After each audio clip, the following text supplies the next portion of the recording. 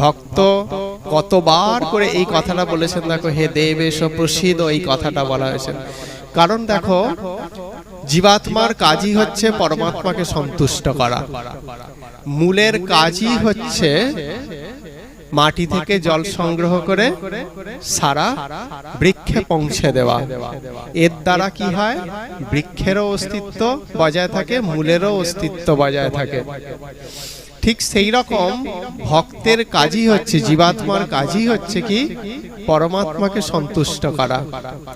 এর দ্বারা ভগবান এবং ভক্তের মধ্যে যে মধুর আনন্দময় সম্পর্ক, সেটা কি হয়, সেটা স্থায়ী হয়, বা সেটার মধ্যে একটা নিত্যত্ব প্রাপ্ত হয়।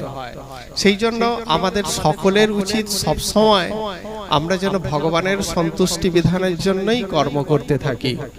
এবার ভগবানের সন্তুষ্টি বিধান যে আমরা করব, তাতেও তো আমরা বুঝবো কি করে যে এই কর্মটা ভগবানের সন্তুষ্টি বিধান করবেন।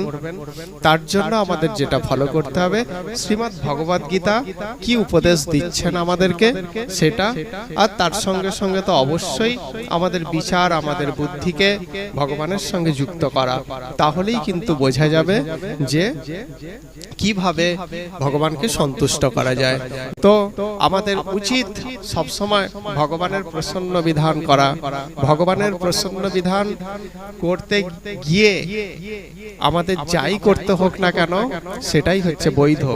আর ভগবানের প্রসন্ন বিধানের মধ্য দিয়েই আমাদের হৃদয়ের মধ্যে প্রসন্নতা সঞ্চারিত হয়। আর আমরা কি করি, ভগবানের প্রসন্নতা বিধানকে উপেক্ষা করে নিজের প্রসন্ন বিধান করতে যাই। সেই জন্য আমাদের কি হয়, পরিণামটা ভয়াবহ হয়। আমরা হয়তো ভগবানকে পরিত্যাগ করে আমরা প্রচুর নিজেকে প্রসন্ন করলাম, কিন্তু তার পরিণতি যেটা হয় সেটা কিন্তু খুবই খারাপ হয়।